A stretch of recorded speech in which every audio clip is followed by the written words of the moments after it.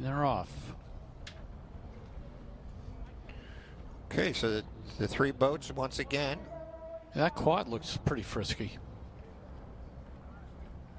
Yeah, that must be rowing in some type of an exhibition, or they missed their race, or I don't exactly know the details of why the quad would be in that race, but well, they're at a 34.5. And I think what we're talking about right now is that you can, it's actually from an educational perspective, it's not a bad thing to understand. There were two separate races, and there was only one boat. The quad was only going to be by themselves. So what they decided to do, which was a smart thing to do, very good judgment on the referee's part, was to put that boat in the race as well. The quad is always going to be faster than a four-width, very much so. So there was no downside for interfering with these other two crews by having that quad in the race. So they're obviously going to be further ahead, almost as fast as an 8-oared shell, as I mentioned earlier today. But the two fours are actually in the race, and you'll see the same thing that's been happening in a lot of these races is you see how they're pulling. Roadwork reported ahead on I-4 East in half a mile. You're still on the fastest route. The spectator kind of area there of the river. They don't appear to be going straight down the course. So there's probably a little wind out there that, you know, those of us that are inside aren't quite aware of.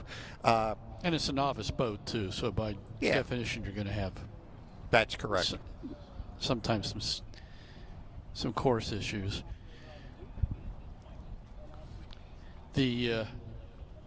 Well, it may appear that the third place boat is well behind. They do have a substantial advantage as far as the time handicap is concerned, so don't rule them out. Yeah, and that's a very good point. I mean, we could be watching these races, and if we're not really cognizant of exactly what the advantage is going in to watch the race, you watch. Yeah, the quad right now is in the in view of the camera, and you can see how, yes, they're way out ahead there.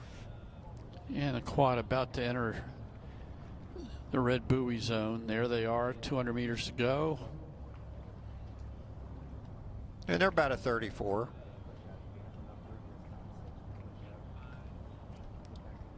They are at a 34.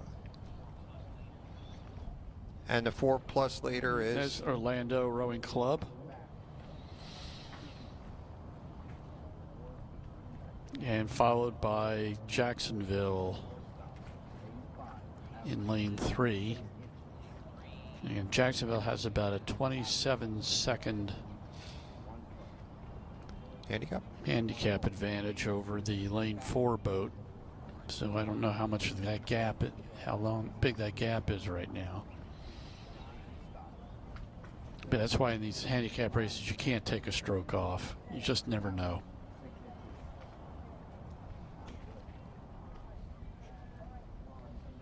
Quad crossing the finish line.